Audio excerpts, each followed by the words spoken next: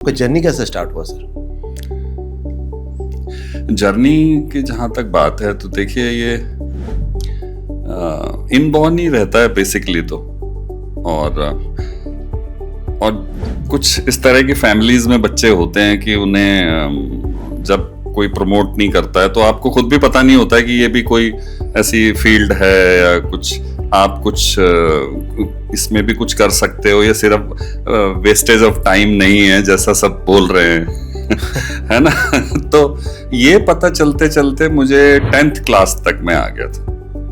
तो 10th के बाद मुझे पता चला कि मुझे भी शायद ये एक चीज है जो थोड़ी बहुत आती है और इसमें कुछ फर्दर पढ़ाई हो सकती है। कॉलेज ऑफ आर्ट्स से जो आपने पढ़ाई की या फिर यहाँ आके फिर एडमिशन किया, कैसा फिर उसके प्रोसेस हुए? हाँ, मैं एक्चुअली एक मेरे कोई कजन थे, उनके यहाँ हम गए हुए थे, वो बाल भवन जा रहे थे। तो बाल भवन तो मैं भी उनके साथ चला गया। तो उन्होंने कुछ पेंटिंग के क्लासेस में फॉर्म भरा तो मुझे लगा ये तो बड़ी अच्छी जगह है, यहाँ पेंटिंग कर रहे हैं लोग और बहुत सारे बच्चे आ रहे हैं, वहाँ कलर भी मिलते हैं, पेपर भी मिलता है, सब मिलता है। तो मैंने एडमिशन ले लिया वहाँ पे। और ये बात भी मुझे पता है कि आप बहुत बड़े बड़े करते हो पेपर में, शायद इंडिया में कोई करता नहीं इतना बड़ा पेपर पे।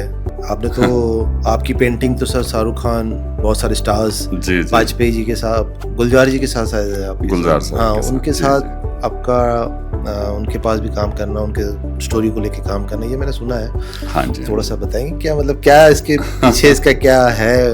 लंबी तो हमें पता नहीं है। हाँ, तो मैं कॉलेज से पास आउट हुआ था और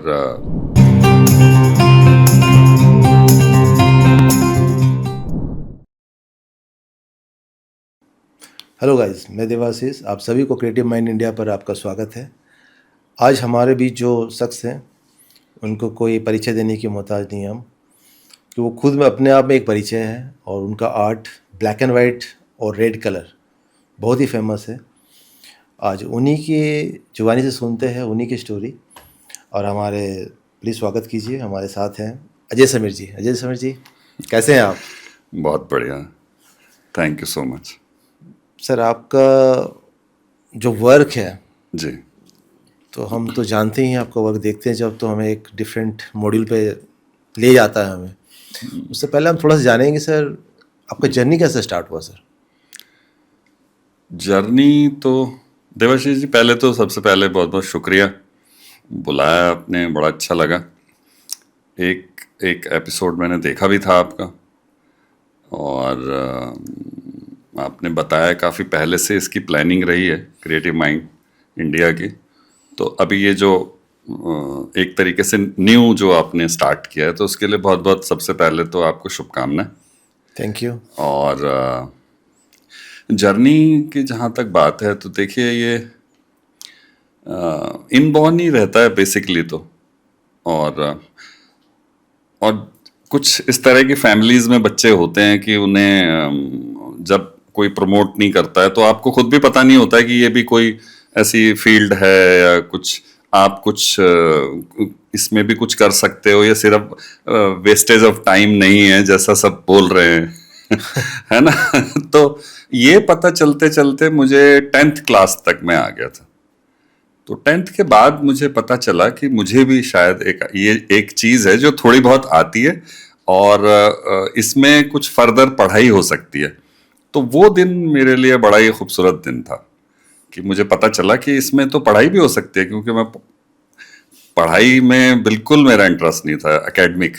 अच्छा। तो एक चीज ये थी आर्ट और आर्ट से रिलेटेड चीजें जिनमें मैं ज्यादा घुसा रहता था या मजा आता था या नहीं आप उसी के लिए बने हो, इस तरह का होता है, बट वो चीज़ पता नहीं होती। तो वो 10th के बाद मुझे लगा कि अच्छा ये बड़ा अच्छा काम है यार, इसमें पढ़ाई हो सकती है, बाकी देखेंगे आगे क्या होता है।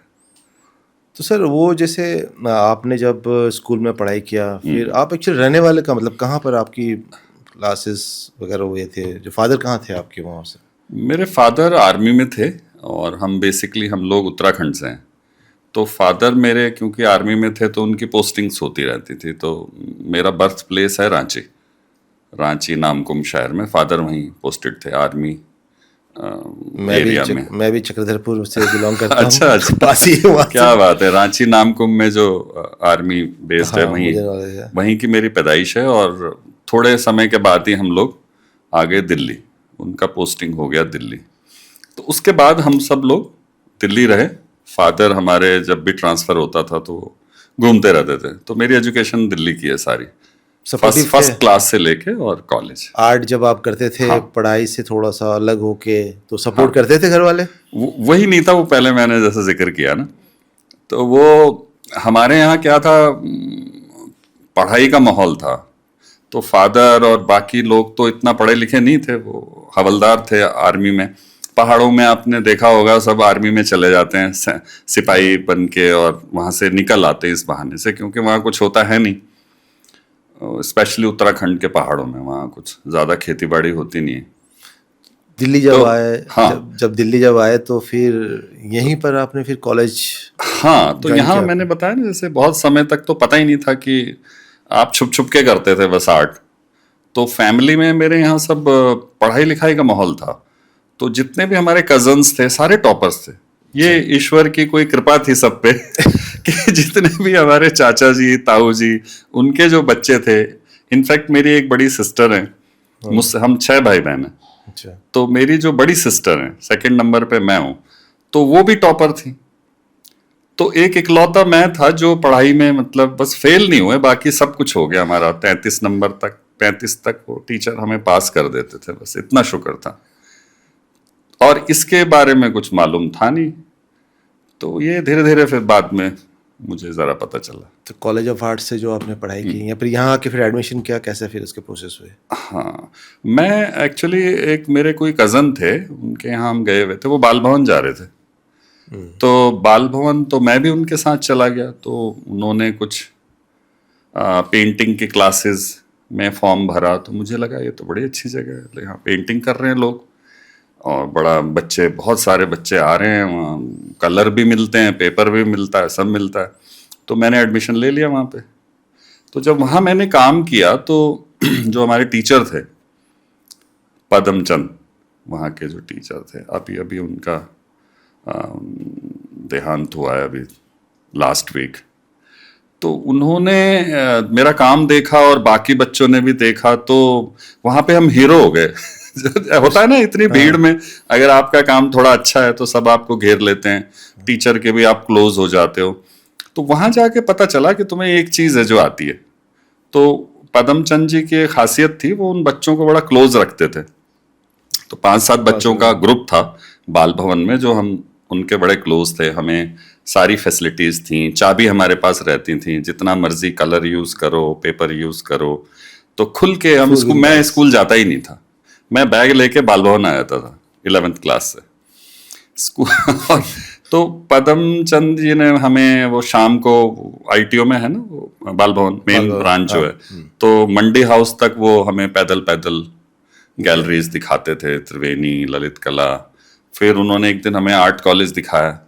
तो जिस दिन कॉलेज ऑफ आर्ट दिखाया तो मुझे लगा बस ये है हमारा डेस्टिनेशन, यहाँ आना है हमें किसी तरीके से, और ये त्रिवेणी में शो करना है। तो वो बड़ी पहली बार देखा था, तो फिर वो इच्छा हो गई। तो फाइनली फिर आफ्टर 12th मुझे एडमिशन मिल ही गया वहाँ। तो ऐसे वो चीज़ें शुरुआत हुई वहाँ से। सर, आपने तो आपकी पेंटिंग तो सर शाहरुख खान, बहुत सारे स्टार्स, जी जी वाजपेयी जी के साथ घर में भी, जी उनके साथ, और गुलजार जी के साथ शायद है आपके गुलजार साथ। साहब हाँ, के साथ, उनके जी साथ जी। आपका उनके पास भी काम करना, उनके स्टोरी को लेके काम करना, ये मैंने सुना है। हाँ जी, हाँ थोड़ा जी। सा बताएंगे क्या, मतलब क्या इसके पीछे, इसका क्या है, लंबी तो हमें पता नहीं है। हाँ, पहले मैंने वाजपेयी साहब की पोएम्स पे काम किया था जब वो प्राइम मिनिस्टर थे। तो मैं कॉलेज से पास आउट हुआ था, और ब्लैक एंड वाइट मेरा शुरू हो चुका था, कॉलेज टाइम में शुरू हो गया था पेन वर्क। तो मैं जब कॉलेज से निकला तो वाजपेयी साहब प्राइम मिनिस्टर थे, और एक बार उनका एक बुक आया नया, मेरी 51 कविताएं। और मैं ट्रेन में कहीं से सफ़र कर रहा था, और मुझे ख्याल आया यार ये किताब पढ़नी चाहिए। और कुछ एक आ गया था थॉट कि पोइट्री मेरा बचपन से थोड़ा शौक रहा भी है। तो मुझे लगा कुछ पोइट्री, पेंटिंग, कुछ जुगलबंदी, अगर मुझे पोइट्री में कुछ ऐसा लगा तो मैं करूँगा ज़रूर। तो मैं ट्रेन से उतरा और घर से पहले मैं अशोक जो लेन है जहाँ पे बीजेपी का ऑफिस है, मुझे मालूम था यहाँ बुक शॉप होती है उनकी। अच्छा। तो मैंने वहाँ से बुक परचेज की, मेरी 51 कविताएं, और वो जब मैंने पढ़ी तो मुझे लगा हाँ इस पे मैं बहुत अच्छा काम कर सकता हूँ, मेरे मेरे मतलब का काम इसमें हो सकता है। तो मैंने वो काम शुरू किया वहाँ से, और वाजपेयी साहब को चिट्ठियाँ लिखी। कोई जान पहचान तो थी नहीं, कुछ था नहीं ऐसा। तो मैंने चिट्ठियाँ लिखी, 2 चिट्ठी का तो जवाब आया नहीं। तो मैंने कहा परमिशन लेनी चाहिए, बातचीत होनी चाहिए, ऐसे आप कोई सीरीज बना देंगे तो वो मज़ा नहीं आएगा। तो 2-3 काम मैंने ज़रूर कर लिए थे दिखाने के लिए। तो फिर मैंने तीसरी चिट्ठी लिखी, अंतिम पत्र। अच्छा। वो कवर पे ही लिख दिया था मैंने, अंतिम पत्र। अंतिम चिट्ठी के कवर पे अंतिम पत्र, और वो मैंने भेज दिया। और वो बस उन्होंने अंतिम पत्र देखा और खोल लिया चिट्ठी। तो उन्होंने खोली और चिट्ठी पढ़ी, और फिर उन्होंने डायरेक्ट फ़ोन किया वाजपेयी ने, वाह। खुद ही फ़ोन लगाया उन्होंने, किसी से नहीं लगवाया। और वो हमारी पहली बातचीत थी उनसे। तो बड़े वो चिट्ठी से इम्प्रेस हो गए। सबसे पहले वो चिट्ठी का जो लिटरेचर का जो पढ़े लिखे का फायदा था, तो वो दिखा वो हुआ। मुझे हाँ वहाँ दिखाई दिया। तो वो उन्होंने फिर मैंने उनसे बताया मुझे मीटिंग चाहिए आपसे, 5 मुलाकातें चाहिए मुझे, ऐसे ऐसे मैं काम कर रहा हूँ। तो उन्होंने कहा कल ही आ जाओ। तो नेक्स्ट डे 6 बजे शाम को कुछ टाइम था, तो पहली मुलाकात हमारी हुई। उस पर फिर काफ़ी डिस्कशन वगैरह हुआ कि क्या क्या हो सकता है। बहुत सारी चीज़ें होती हैं जो आप अगर जान लेते हो किसी के साथ अगर काम कर रहे हो, ये वो जरूरी है। तो वो ज़्यादा बेटर होता है। तो उनसे बातचीत हुई पोइट्री पे, उनके इंटरेस्ट पे। तो जो जो पोएम्स उनको भी पसंद थी, या जो मैं बहुत सारी होती है ना, कई बार हम लोग भी कविताएं कहते हैं, जब पेंटिंग नहीं बन पाती तो फिर शब्दों में बात आ जाती है। कुछ चीज़ ऐसी होती हैं जहाँ पे आप उसको ड्रॉ भी कर सकते हो। तो कुछ पोइट्रीज ऐसी भी होती हैं जिसमें मैं उसको ड्रॉ कर सकता था, और वो ऐसा नहीं था कि वो इलस्ट्रेशंस थी। पोइट्रीज जिस सब्जेक्ट पे वो पोइट्री कर रहे हैं उसी सब्जेक्ट पे मैं पेंटिंग कर रहा था। गुलजार जी के साथ भी ऐसे ही तो था? गुलजार साहब के साथ भी ऐसे ही हुआ कुछ। तो वाजपेयी साहब के साथ मैंने काम किया। उसके बाद मैं किसी फ्रेंड के यहाँ था, एक हमारे राइटर है, मेरे दोस्त हैं एक पंजाब के। तो ऐसे उनके घर में गया, किताबें रखी हुई थी, तो गुलजार साहब की एक किताब थी वहाँ पे, पुखराज, उनकी एक नज़मों की बुक थी पुखराज। तो वो मेरे हाथ लग गई, तो मैंने 2-4 नज़में पढ़ी। उनके गाने सुने हुए थे, नज़में नहीं पढ़ी थी मैंने। तो वो पहला चांस था, उनकी नज़में पढ़ी मैंने। तो मैंने कहा यार मैं किताब लेके जाता हूँ घर, तुमको कल देता हूँ। तो मैंने रात रात में पढ़ी वो पूरी। तो वहाँ से वो सेकंड थॉट बना कि ये एक शो मैं कर चुका था वाजपेयी साहब के साथ, बहुत ही सक्सेसफुल शो था। और मुझे क्योंकि पोइट्री में मज़ा भी आता है, तो मेरे लिए वो जुगलबंदी कुछ मज़ेदार भी थी। बल्कि वाजपेयी वाला शो वो इतना इतना पॉपुलर हुआ था, वो मीडिया में भी, प्रिंट मीडिया, टीवी सब में ही हुआ था। उस जमाने में ज़रा कम होते थे, लेकिन वो इतना हुआ था कि उस पर बहुत काम हुआ। बाद में जगजीत सिंह ने भी गाया, बल्कि वो आपने सुना होगा, वो एल्बम आया था जगजीत सिंह का, उसमें शाहरुख ने कुछ एक्ट किया था, बच्चन साहब की वॉइस थी उसमें, ऐसे मिला के वो आया था। तो उस पर बड़ा काम हुआ बाद में। तो फर्स्ट वो शो मैंने किया था। उसके बाद फिर वो छिड़ गया, मेरी 51 कविताएं। तो गुलजार साहब के साथ जब काम हुआ तो उनके साथ वक्त ज्यादा मिला मुझे। प्राइम मिनिस्टर के साथ टाइम लेने में बड़ा वो होता है, बिजी बहुत होता है शेड्यूल, और सिक्योरिटी रीजन भी बड़ा होता है। राइट। गुलजार साहब के साथ जब काम किया तो और मजा आया मुझे। तो उनके वो प्योरली लिटरेचर के आदमी अच्छा हैं फिल्मों में, बट आप उनसे कभी मिलिए, वो आपको लगेंगे ही नहीं कि वो फिल्मों वाला कोई आदमी है। वो आपको जैसे साहित्यकार होते हैं उस तरह का उनका नेचर भी है, रहन सहन भी है, बातचीत भी है, एटीट्यूड भी ऐसा ही है, हर चीज ऐसी है। तो उनके साथ ज्यादा मतलब वक्त ज्यादा मिला मुझे। तो कितने शोज हो गए सर उनके साथ, मतलब उनके काम को? गुलजार साहब के साथ करना तो हमें एक ही था, बट 2 हुए। पहला शो हमने धूमिमल में किया, उमा जैन जी के साथ था धूमिमल में। तो वो शो एक्चुअली मुझे ले जाना था मुंबई, तो वो यहीं सेल हो गया सारा शो। तो जब वो सोल्ड हो गया सारा काम, तो मैंने गुलजार साहब से कहा ऐसा ऐसा हो गया है, तो क्या किया जाए। और क्योंकि गैलरी के साथ था तो वो पेंटिंग्स चली भी जाती हैं तो आप रोक भी नहीं पाते हो। नहीं, तो हमने फिर दोबारा शो बनाया, 1-2 साल के बाद एक फिर नई नज़मों के साथ दोबारा से एक शो बनाया। 15 ड्राइंग्स की मैंने उसमें। और उसके बाद जब वो नेहरू सेंटर में था, तो गुलजार साहब ने कहा तुम इसको मुंबई ला रहे हो, इसको प्रीव्यू दिल्ली में भी कर दो। तो मैंने कहा ये आइडिया तो बड़ा अच्छा है, कहाँ करें। तो हमने हैबिटेट में उसका प्रीव्यू किया 3 दिन का।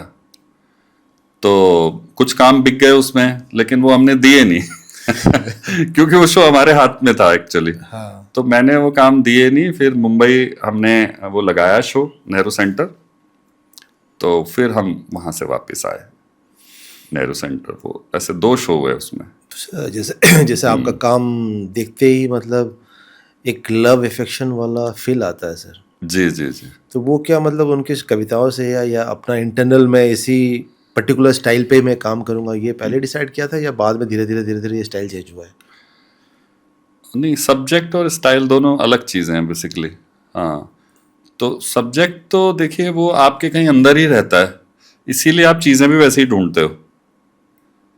तो आपकी चॉइस भी वैसी होती है ना, अदरवाइज शायद आप किसी और पोएट के साथ काम कर रहे होते, किसी वीर रस वाले के साथ कर रहे होते या कहीं और, है ना। तो आप जैसे होते हैं ऐसी चीज़ें ढूंढ रहे होते हो आप। तो वाजपेयी के साथ भी शायद इसीलिए कनेक्शन बना था, और गुलजार साहब के साथ भी शायद। तो वो कहीं उनकी तो सोशल नज़में भी थी जो मुझे बहुत अट्रैक्ट करती हैं, गुलजार साहब की। और उसमें कुछ वैसी भी नज़में थी, हर तरह की नज़में थी जो हमने बनाई। सर ये जो आपकी आर्ट वर्क है, हाँ जी। इसमें आप पेन एंड इंक वाले जो स्टाइलिश ये करते हो, आप स्ट्रोक्स वगैरह देखे करते हो, ये पहले से डिसाइडेड है या आपने इसको अपना पेपर पे बना के, मतलब लोग बोलते होंगे कि सर आप कैनवास पे क्यों नहीं करते हो, क्रिटिसाइज मिला है आपको? हाँ, ये पेपर मैंने शुरू किया था तो पेपर पे ही किया था। कॉलेज में फर्स्ट ईयर में शुरू हुआ था बीएफए में। तो बड़ा चैलेंज आता है बायर्स के साथ, स्पेशली गैलरी के साथ ज़्यादा आता है, गैलरीज के साथ। तो कई गैलरीज तो ऐसी थी, जब मैं काम ले गया, उन्हें बड़ा पसंद आता था फोटोग्राफ्स में। तो जब ले गए तो उनको लगता था ये तो पेपर वर्क है। मैंने कहा हाँ, पेपर पे ही करता हूँ मैं पेन फॉर पेपर हाँ, तो उनको बड़ा, गैलरी वालों को ज़्यादा लगता था। लेकिन मैंने हमेशा देखा कि जैसी बायर को कोई फर्क नहीं पड़ रहा, गैलरी वाले बदल गए। हाँ, तो जब उनका कॉन्फिडेंस बढ़ गया, और आप तो कंफर्टेबल हो ही, मैं तो शुरू से कंफर्टेबल था उसमें, कि जो टेक्निक आप यूज कर रहे हो वो कहाँ सबसे अच्छी हो सकती है।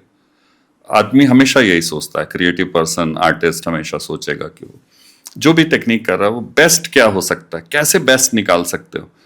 तो कैनवस पे मैंने काफ़ी ट्राई भी किया। आदमी मीडियम ढूंढता है और बहुत एक्सपेरिमेंट करते हैं। तो अभी तक तो मुझे कैनवस पे ये जो अभी मैं टेक्निक करता हूँ वो मज़ा पेपर पे ही आया उसका, जो जितना मैं उसको ले जा सकता था जिस लेवल पे, वो पेपर पे मज़ा आया। और ये बात भी मुझे पता है कि आप बहुत बड़े बड़े करते हो पेपर में, शायद इंडिया में हाँ, कोई करता नहीं इतना बड़ा करता पेपर नहीं। पे। वो इसको शुरू करने के पीछे जो मेरा थॉट था वो था भी ये। जब मैंने शुरू किया था फर्स्ट ईयर में, तो ऐसा होता है ना, आर्टिस्ट अपना स्टाइल डेवलप करते हैं। Right. तो हमें थोड़ा सा सोचिए कि थोड़ा अर्ली टाइम से थोड़ा शुरू हो गया, फर्स्ट ईयर से ही शुरू हो गया बीएफए, अभी तो एकेडमिक शुरू हुआ है। तो मुझे लगा कुछ ना डिफरेंट काम करना चाहिए। तो सोचते रहते थे सारा दिन, इसी में ही लगे। बाल भवन का ही वो आ गया था, उन्होंने हमें बड़ा शोज दिखा दिए थे तो एक्सपोजर हो गया था डायरेक्ट पेंटिंग के साथ। पहले से ही था कि शोज करने हैं और काम होना चाहिए, स्टाइल होना चाहिए, कुछ मींस आपकी कोई आइडेंटिटी भी आनी चाहिए। तो ड्राइंग जब मैंने सोचा मतलब किया था कुछ जिससे वो काम डेवलप हुआ। एक ड्राइंग कर रहा था मैं कॉलेज के लिए, Right. वहां से वो डेवलप हुआ। तो मुझे लगा पेन वर्क में बहुत कम काम करते हैं लोग, ये मीडियम बड़ा अच्छा है, इसमें स्कोप काफी है, क्योंकि लोग बड़ा करते हैं कम, और मुझे पेन में शुरू से ही मजा आता था। पेन वर्क होता है, आप ड्राइंग बड़ी कर रहे थे बचपन से ही, पेन से, पेंसिल सबसे सस्ता वही होता है बेसिकली, तो मैं कर भी रहा था बचपन से। तो मैंने सोचा कि इसका साइज ब्रेक करते हैं, छोटे काम तो बहुत लोग करते हैं, इसमें मैंने कभी बड़े काम नहीं देखे, तो मैंने पहला ही काम 6 फीट बनाया। 6 फीट 6 फीट, और उस जमाने में पेपर नहीं थे, तो एक बॉक्स बोर्ड आता है, एक तरफ ब्राउन एक तरफ वाइट, राइट। तो हम लोग वो कॉलेज में कैंटीन में मिलता था 30-40 इंच का, तो उसमें हम लोग जनरली ब्राउन साइड में लोग चारकोल से काम करते थे, वाइट साइड में भी कर लेते थे, तो वो हमने जोड़ के उसको बनाया, और ऐसी मैंने सेकेंड ईयर लास्ट तक 2 ड्राइंग्स बनाई थी बड़ी बड़ी। तो अभी दिखाई नहीं थी, वो घर जाके स्टूडियो जाके घर में मतलब गए और अपना लगाया, रात रात में करते रहते थे। तो 2 ड्राइंग बनी, और वो बाई चांस क्या हुआ, वो मॉडर्न आर्ट गैलरी ने खरीद ली, दोनों ड्राइंग मेरी, 3rd ईयर लास्ट में, BFA 3rd ईयर। और खरीदी किसने? सतीश गुजराल ने। सतीश गुजराल ने खरीदी, एक चिट्ठी उन्होंने मॉडर्न आर्ट गैलरी में छोड़ी कि ये कौन आर्टिस्ट है। अच्छा। हाँ, तो मुझसे मिलिए, एक स्लिप उन्होंने कागज में छोड़ी थी, वो फोन नंबर दिया, तो वो किरण गुजराल जी से बात हुई, उनको बोलने में जरा दिक्कत थी। अच्छा। तो वहाँ हम घर गए उनके, तो बड़े खुश हुए कि उन्हें लगा यार ये तो छोटा सा बच्चा है। हाँ। तो पहले उन्होंने सोचा इनके फादर का काम होगा, तो मुझे कह रहे थे फादर कहाँ है आपके? तो मैंने कहा मुझे लगा शायद फादर को भी लाना चाहिए था। तो मैंने कहा फादर तो नहीं आए, तो कह रहे अच्छा तेरे को ही भेज दिया। उन्होंने कुछ पेंटिंग्स भी मंगाई थी कि कुछ नए काम होंगे तो वो भी लेके आना, तो मैं 2 ड्राइंग्स लेके गया था। तो फिर मेरा नाम पूछने लग गया, तुम्हारा क्या नाम है, क्या करते हो? मैंने कहा मैं अजय समीर हूँ, पढ़ रहा हूँ कॉलेज में।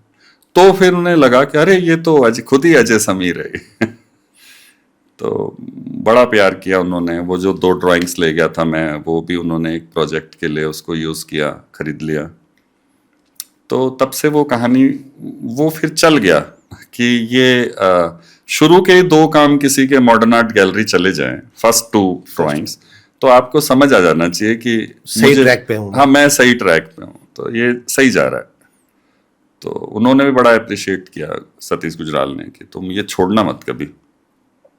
लेकिन वो होता है, वो ट्रांजैक्शन पीरियड होता है, आदमी और भी एक्सप्लोर करता है। मैंने एक्रेलिक भी कॉलेज में थे तो फाइनल तक बहुत कैनवसेस किए, कलर में किए, वाटर कलर बहुत किए। तो आप करते करते करते करते फाइनली जब आप एक मैच्योरिटी लेवल पे आते हो, थोड़े थोड़े समझ आती है, तो फिर मैंने सब छोड़ा और मुझे लगा यहीं रहना चाहिए, इसको ही पकड़ के रखो आप। सर आपकी पेंटिंग में एक रेड कलर यूज होता है। हाँ जी, हाँ जी। तो उसका कोई रीजन है या आपने पर्टिकुलर कोई पर्पस है कि मैं लाल ही लगाऊं उस पर? हाँ देखिए, रेड फॉर पैशन ही होता है। पैशन हर तरह का हो सकता है, अब वो एक आर्टिस्ट का भी है और मेरे सब्जेक्ट का भी है। तो मेरे सब्जेक्ट में वो बड़ा जाता भी है एक्चुअली, उसमें जैसे मैंने बोला पैशन है, तो मेरा भी है पैशन। और अगर मैं बड़ी ड्राइंग करता हूँ, बड़ी फोर्सफुल भी, अगर आप देखें उनमें पेन का इस्तेमाल ब्रश की तरह होता है। देखा मैंने, आपने देखा होगा, बड़ी बड़ी लाइंस होती हैं उसमें, वो फ्लो में चलती हैं, बड़ी बहुत फास्ट होती हैं, जैसे ब्रश चलता है, डिफरेंट डिफरेंट एंगल्स में भी होती जी हाँ, जी हाँ, जी। तो वो तो एक तो इस तरीके से वो रेड जाता है। दूसरा जो मेरे सब्जेक्ट्स हैं वो कोई स्पिरिचुअली वो कनेक्ट करते हैं, और उसमें पीस की बात होती है, लव की बात है। मैं फ्रेग्रेंस से कंपेयर करता हूँ अपने कामों को कि वो फ्रेग्रेंस की तरह, जहाँ पे जिसकी खुशबू से आपको पीस मिलता है, या वो छाँव की तरह कि आप धूप में उन पेंटिंग्स के साथ बैठ जाइए तो आपको सच में ही पीस महसूस होता है।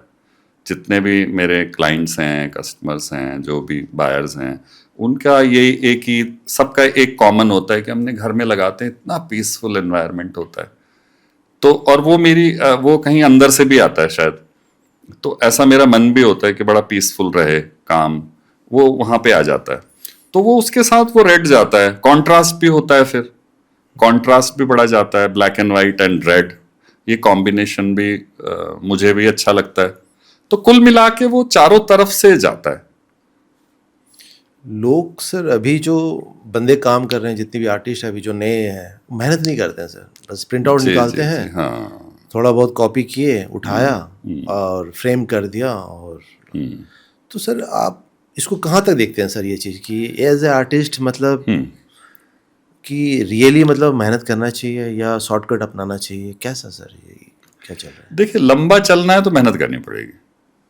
तो आपको चलना कितना है ये देखना पड़ेगा कि आपको बहुत इंस्टेंट कुछ चाहिए तो मैगी खा लीजिए, और अगर आपको चाहिए कि मुझे डोले शोले बनाने हैं, ज़रा एक्सरसाइज भी करनी है, थोड़ा फूड को भी आपकी चॉइस के साथ खाना है, तो आपको देखना है कैलोरीज कितनी हैं, तो बहुत सारी चीज़ें आप देखते हो। ऐसी आर्ट में भी आपको कहाँ तक जाना है, क्या देखना है। शॉर्टकट करना है तो ठीक है, मैगी की तरह आप पेंटिंग भी कर लीजिए, तो ठीक है।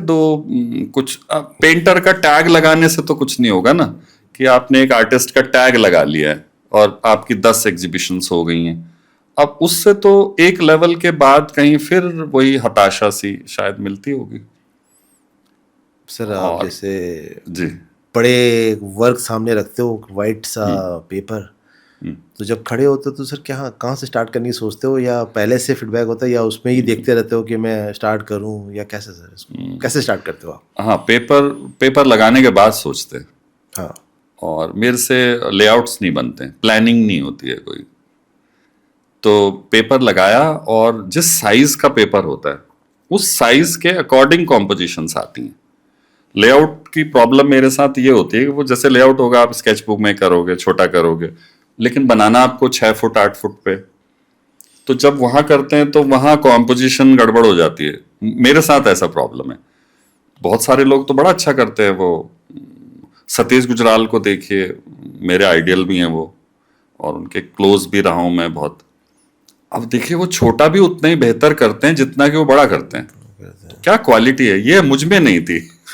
तो मुझे मुझे डायरेक्ट होता है, बड़ा जितना बड़ा पेपर है उतना ज्यादा मजा आता है, और फिर वो कॉम्पोजिशन वहीं सूझती है, और वहीं आप स्टार्ट करते हो, और एक जर्नी की तरह है वो निकलता चला जाता है, और एक एक लेवल पे चला जाता है। वो कहीं सबकॉन्शियस माइंड से आता है, मेरी कॉम्पोजिशन सबकॉन्शियस से है सारी। और उसका जो हम कहेंगे ना मजमून है, जो उसका निचोड़ है, जो मैंने बोला आपको, वो लव एंड पीस के आसपास रहेगा, हार्मनी के पास। कभी कभी वो कुछ सोशल सब्जेक्ट्स की तरफ जाता है। सपोज कोई बहुत ही ज्यादा हिट कर गया मुझे, ऐसा होता है ना, क्या आपको हिट करा, तो वो भी सबकॉन्शियसली निकलेगा।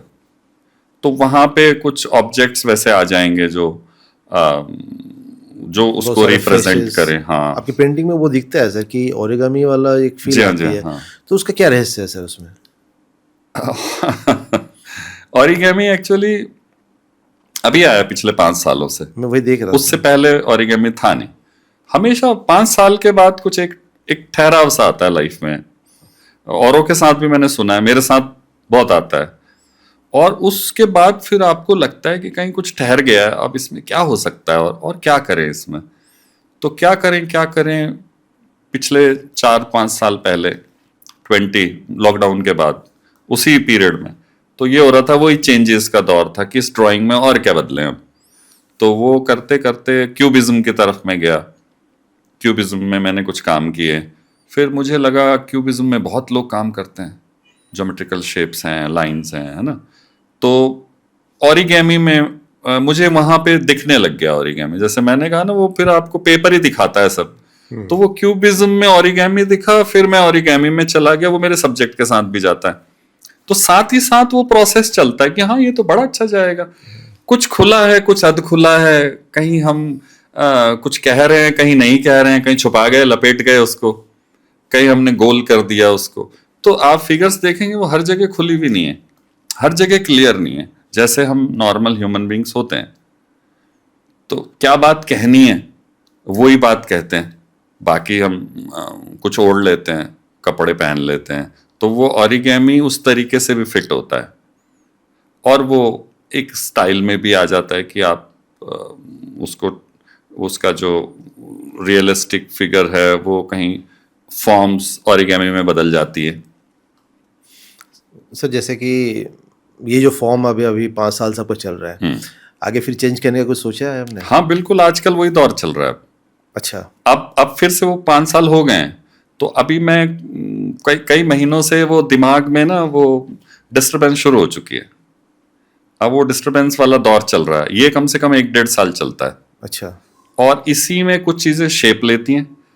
अब उसमें कई बार समस्या भी आती है, जैसे आपके प्रोजेक्ट चल रहे हैं, कुछ काम चल रहा है, तो जो दिमाग में डिस्टरबेंस चल रही है उसके लिए टाइम नहीं मिल रहा है, तो ऐसा भी होता है, तो उसमें आप कहीं फंस जाते हो। तो जो चल रहा है चेंजेस वाला दौर है, अभी अभी दोबारा से अब आ गया। अब इसमें क्या आएगा, कुछ मतलब कोई ना कोई नया एलिमेंट ऐसे जुड़ जाता है जिससे आपको कुछ नयापन, आपको भी खुद को भी चाहिए ना, Obviously. कि एक्चुअल में तो Changes, आर्टिस्ट को चाहिए, और वो नयापन जो है वो फिर आगे स्प्रेड होता है, तो फिर उसमें कुछ बातें होती हैं, वो हमारी तरफ से भी होती हैं और बाहर से भी होती हैं, तो मजा आता है।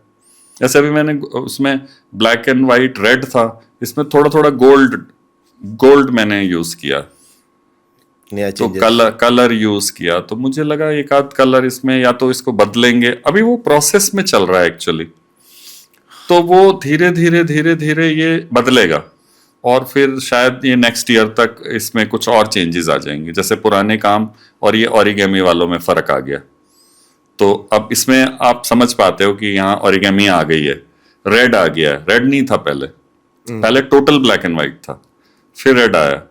अब ये कहाँ जाएगा आई डोंट नो, बट जाएगा तो जरूर, क्योंकि ये बेचैन करता है आपको, तो बेचैनी जो है वो आपको कहीं तो पहुंचा देती है, लेकिन बड़ी जरूरी है बेचैनी। फैमिली कैसे सपोर्टिव सर आपकी? हाँ फैमिली मैडम तो आर्टिस्ट हमने, हैं? हाँ वाइफ मेरी हाउस वाइफ है, बाकी सब लोग सपोर्ट ही करते हैं। मेरे बाद सब बिगड़ गए हैं, सब आर्टिस्ट हो गए हैं। अच्छा। हमसे मुझसे पहले हमारे पूरे खानदान में सब, मैंने बताया वो पढ़ाई में सब लोग थे, अभी कोई डिजाइनर है, कोई एनआईडी से पढ़ रहा मतलब है, आपके बाद बच्चे सबको पता निकल चला गए। कि यार यस, तो इसमें भी कुछ हो सकता है और अच्छा हो सकता है। तो कोई म्यूजिशियन है, मेरा ब्रदर म्यूजिक में है, तो मेरी डॉटर है वो फैशन स्टाइलिस्ट हैं, तो ऐसे बड़े अब क्रिएटिव फील्ड में अब ये सब लोग जा रहे हैं। जो कभी मन में आया कि सर स्कल्पचर करूं कुछ? हाँ स्कल्पचर का आता है, बट मैं उतना हार्ड वर्किंग वैसे वाला नहीं हूँ।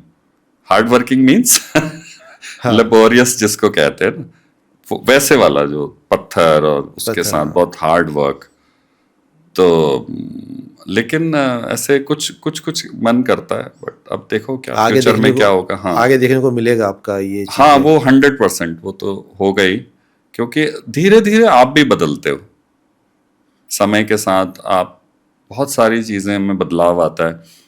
हो सकता है आगे वो कैनवसेस आ जाएंगे पेपर के बाद, उसमें आप कुछ ढूंढोगे, जहां अभी जिस टेक्निक में मैं काम करता हूं मैं वहां कंफर्टेबल होता हूं, उस सरफेस पे। सरफेस भी बड़ा इंपॉर्टेंट है, मीडियम बड़ा इंपॉर्टेंट है। आपकी पर्सनालिटी के साथ कौन सा मीडियम जाता है, आप किस मीडियम से बहुत प्यार करते हो या कंफर्टेबल हो, उसी मीडियम को आप यूज। मैं पेन के साथ बहुत कंफर्टेबल हूं, यू नो, पेपर के साथ कंफर्टेबल हूं। तो धीरे धीरे लेकिन बदलाव भी आते हैं, आप उस जोन से निकल के कहीं दूसरे जोन पे को टच करते हो, तो वो भी आ सकता है। तो जैसे सर बहुत सारे आर्टिस्ट जो काम कर रहे हैं इंडस्ट्री में, स्टैब्लिश भी कुछ है, कुछ ऑन द वे में है, कहते हैं कि सरकार को कसूरवार डालते हैं कि पॉलिटिक्स में घुसते हैं कि ये सरकार आया तो हमारा पेंटिंग नहीं चल रहा है, उस समय बहुत अच्छा काम चलता था। हाँ क्या आपका पॉइंट ऑफ व्यू क्या होगा सर इसमें? सरकार का कसूर है या अपना काम इतना इम्पोर्टेंट होगा तो फिर वो कहीं मायने नहीं रखता? कैसे, आपका क्या सोच है सर? अब देखिए, मुझे तो ऐसा लगता है दोनों ही बातें हैं वैसे तो।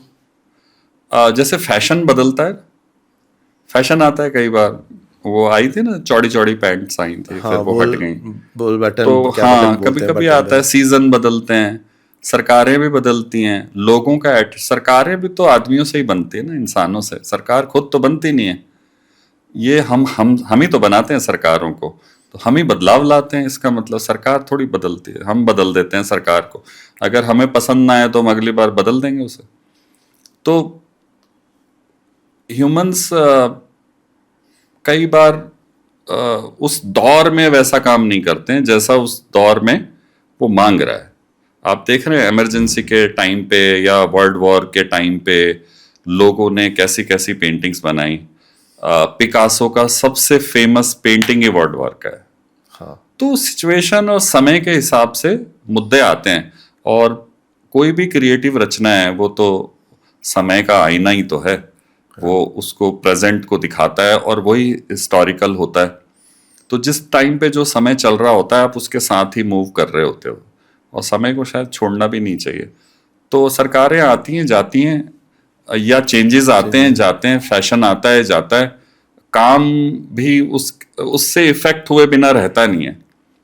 कलाकार क्योंकि सोसाइटी का ही पार्ट है, वो अपनी नज़र से उसको आंकता है। यस। अपनी नज़र से उसकी व्याख्या करता है, कोई शब्दों में करता है, कोई चित्रों में करता है।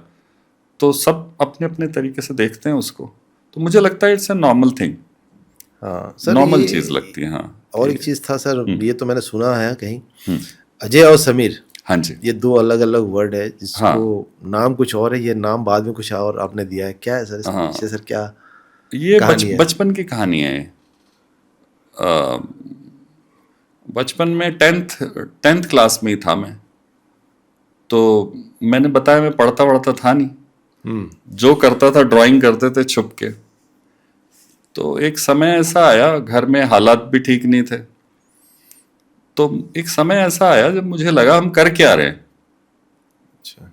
तो वो एक बड़ी अजीब सी घटना थी वो जीवन की, कि मैं ऐसे फिर दोस्तों के साथ, जब मैं स्कूल भी बंक मारता था क्योंकि पढ़ाई में इंटरेस्ट था नहीं, बंक मार के हम खेलते रहते थे। फुटबॉल टीम में था मैं, और मैं हर टीम में हो जाता था, और मेरा सिलेक्शन भी हो जाता था, हॉकी, बस क्लास में ना जाना पड़े, बस फिट हो जाते थे। हाँ, कहीं भी फिट हो जाता था। और पेंटिंग का कोई स्कूल में ऐसा माहौल था नहीं, तो वो हम छुप छुप के करते थे। तो वो एक दिन मैं जा रहा था और मुझे रास्ते में ही कुछ ऐसा एहसास हुआ कि तुम जा कहाँ रहे हो। अच्छा। बड़ी अजीब सी घटना थी। तो मैं जा रहा था, और 10th क्लास की बात है ये, और मैं जा रहा था, बड़ी अजीब सा फीलिंग आई कि तुम कर क्या रहे हो, तुम 6 भाई बहन घर में, तुम्हारी हालत इतनी खराब घर की, और तुम पढ़ने में बकवास आदमी, बड़े भाई हो तुम और कहाँ तुम ये आवारागर्दी कर रहे हो। तो एक पता नहीं क्या रास्ते में मैं रुक गया, और ये थॉट बना, और मैं वापस आया घर आने के बाद वो रात बड़ी खराब थी। मैं रोते रोते, और ऐसी कई बार ऐसा कई लोगों के साथ इंसिडेंट होते हैं, नॉर्मल इंसिडेंट है कुछ, या तो कोई चीज़ हिट कर गई होगी, मुझे याद नहीं है, उस टाइम भी याद नहीं थी, कुछ हुआ होगा ज़रूर आगे पीछे कनेक्टेड, जो वापस मुझे ले आया, और मैंने सोचा आज के बाद सब कुछ चेंज कर देंगे। तो मैंने वो सारे दोस्त छोड़ दिए, मैंने वो स्कूल छोड़ दिया जिस स्कूल में मैं पढ़ता था, वहाँ से मैं टीसी निकलवाया, और मेरे घर वालों को भी नहीं पता था, मैंने टीसी निकाला। अच्छा। और इतने कम नंबर थे मेरे, 35% 10th क्लास में, दूसरा कौन सा स्कूल एडमिशन देगा। तो बड़ी मुश्किल में एक मोती बाग के एक स्कूल में मुझे एडमिशन मिला 11th में, और मैंने सोचा मैं पढ़ूंगा, अब जी जान लगा देंगे पढ़ाई में, और खुद को चेंज कर लेंगे। और मैंने कहा ये नाम भी बड़ा बकवास है, ये अजय नाम बड़ा बकवास है। हमारे स्कूल में जितने भी अजय थे सब डफर थे बाई चांस तो मुझे नाम से भी नफरत हो गई। तो मैंने कहा अब ये अपना कुछ खुद क्रिएट करेंगे, अपनी ज़िंदगी क्रिएट करेंगे कुछ। तो मैंने उस वक्त 10th क्लास पास हुआ था मैं, जब मैंने समीर लगाया। लेकिन होता क्या है कि कई चीज़ें आपको ड्राइव करती हैं, तो शायद इस समीर लगाने से उसने मुझे ड्राइव भी किया है। अदरवाइज आप इतनी मेहनत करते नहीं हो। आपको उस टाइम मुझे ये लगने लग गया, आपने अजय कुमार टाइटल लगा लिया समीर, और पोइट्री वगैरह तो मैं बचपन से ही करता था, थोड़ा वो तखल्लुस और इसका शौक भी था मुझे। तो मैंने कहा चेंज करो अपने आप, फितूरी सा दिमाग, बच्चों वाला दिमाग होता है ना, खुद को चेंज करो, तो नाम भी बदल लो। अब नाम बदलना बड़ा मुश्किल था, 10th में आ गया था, तो डॉक्यूमेंट में तो मैं बदल नहीं पाया, लेकिन समीर मैंने लगाए रखा बड़ा एतराज भी किया घर वालों ने, लोगों ने, लेकिन मैं लगाए रखता था उसको।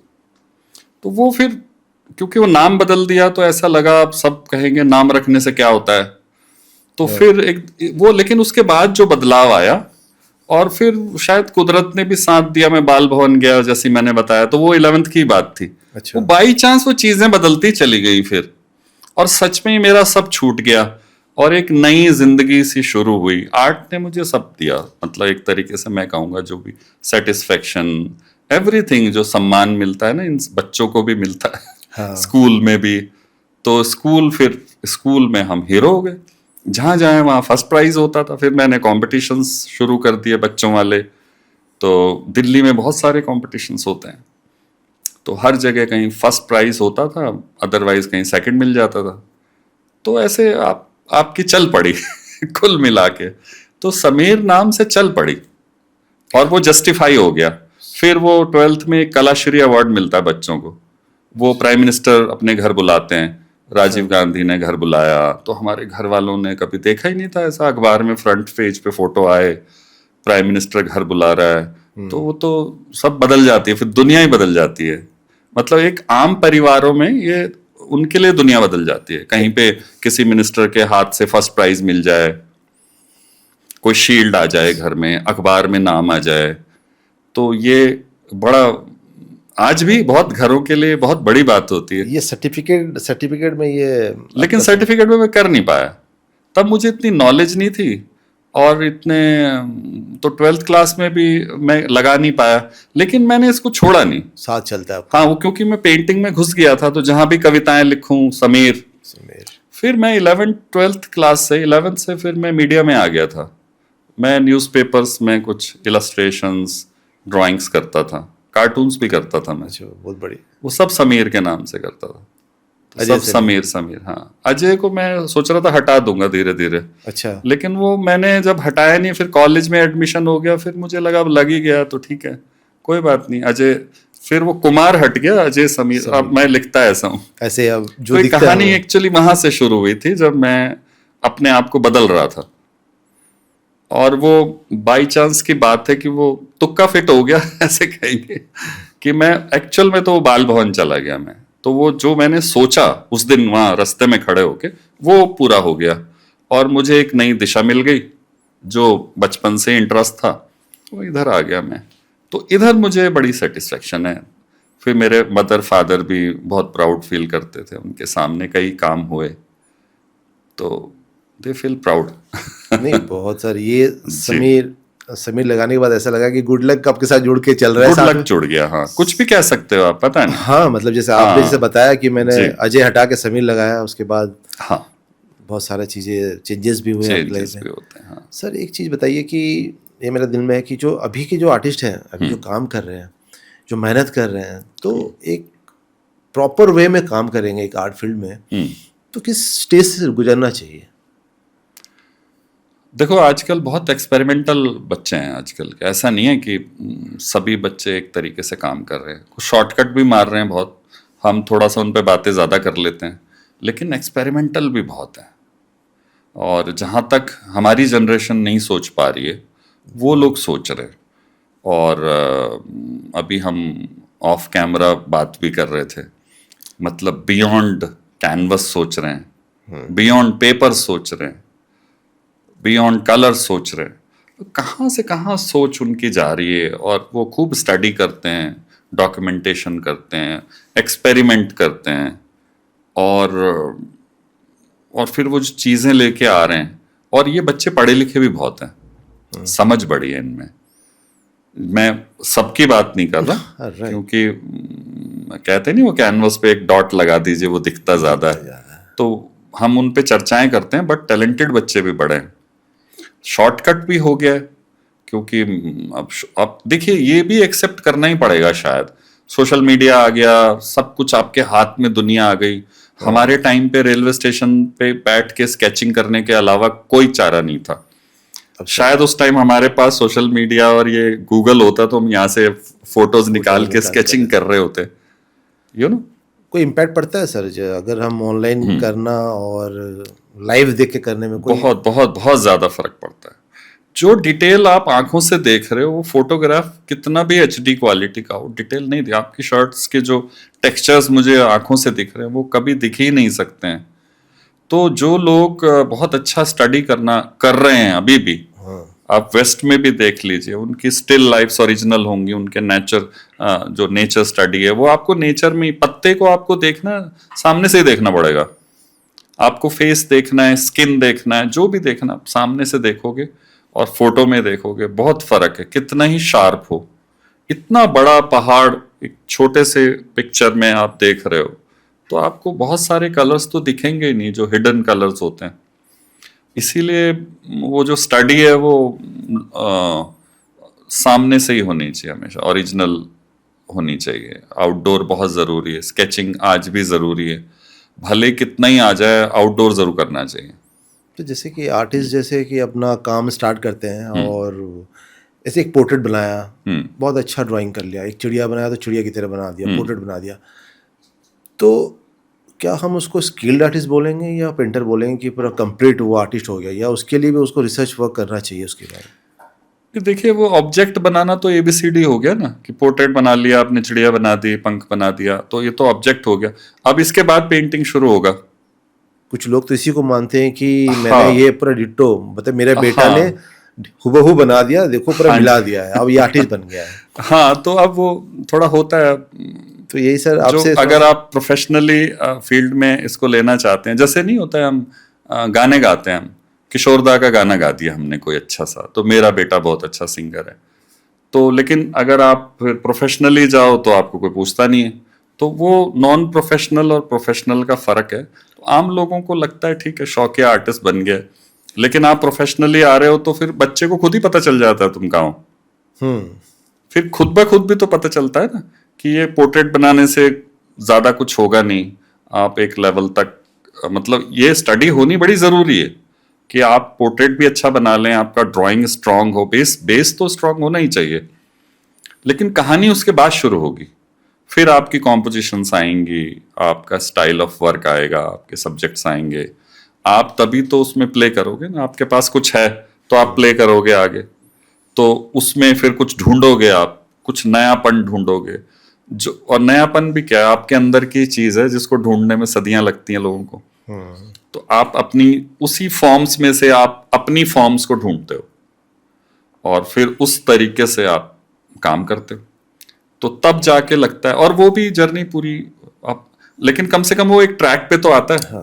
हालांकि जर्नी तो खत्म होती नहीं है, वो तो फिर स्टार्ट भर ही होता है कि आपने स्टार्ट किया, अब फिर लगता है इसको कहाँ आगे ले जाएं। जैसे मैं कह रहा हूँ हर 5 साल के बाद डिस्टर्बेंस शुरू हो जाती है, फिर लगता है हम बस घास छील रहे थे अभी तक। अब फिर मुझे ये थॉट बन गया अब कि अभी तक जो भी किया वो सब बकवास है और अब कुछ करूंगा। अब आने वाले समय में कुछ करते हैं, अच्छा करते हैं, कोशिश करते हैं, कुछ निकल आए। तो वो जर्नी होती तो वहीं से शुरू है, जब पोर्ट्रेट बना के आर्टिस्ट समझ लेता है आदमी अपने आप को। एक आखिरी सवाल सर। जी जी। अगर अजय समीर जी का पेंटिंग जी, अगर वो कंप्लीट है पूरी तरह, तो वो आपसे क्या कहेगा? पेंटिंग क्या कहती है आपके बारे में? देखिए, एक पेंटिंग खत्म होती वो दूसरी पे जाता है ध्यान, दूसरी जन्म लेती है वो, तो वो कहती है आगे बढ़ो, इससे नेक्स्ट पे जाइए। वो एक स्टेप भर है कि आपने एक स्टेप किया और फिर वो नेक्स्ट स्टेप की तरफ आपको ले जाती है। अजय जी बहुत बहुत थैंक यू आपको यहाँ इस क्रिएटिव माइंड इंडिया पे आने के लिए, और समय दिया आपने हमारे लिए, और आपकी जर्नी बहुत ही इंस्पायरिंग है। और मैं आशा करता हूँ कि लोगों को इनका जर्नी देख के आप आगे मेहनत करने में पीछे नहीं जाएंगे, और देखते रहिए। Thank you.